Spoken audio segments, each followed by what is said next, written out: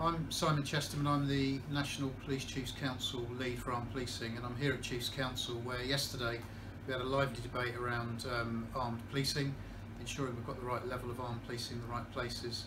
We've got the firearms uplift going on at the moment, and that is increasing the level of armed policing in areas deemed to be at the greatest risk from a sophisticated attack of the kind we saw in Paris.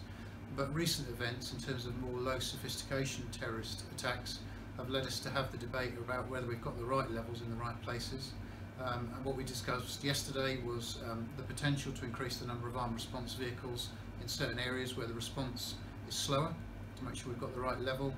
There was also a very active debate around routine arming, and Chief Constables have decided that now is not the right time to consider routine arming of some or all frontline resources.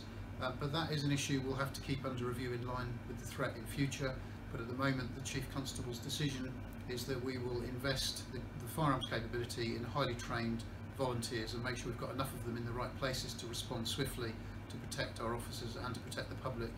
All this, of course, led on to a debate around taser and whether we've got the right level of taser coverage. Again, there was a very active debate amongst Chief Constables on that, and they are generally supportive of a further rollout of taser to make sure officers have got the right tools to do the job. There was much discussion around whether to give taser to probationary officers. There was widespread support amongst Chief Constables for the wider rollout of taser, including to probationary officers, to provide that increased coverage.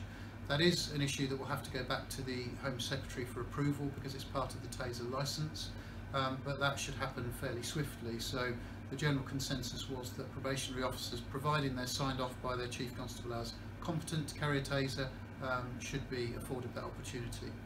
There was also a question raised about the Special Constabulary, and there is further work to do on that, so there was not a decision made about whether to allocate taser to the Special Constabulary, but that is an area for active consideration and it will be subject to further consideration going forward.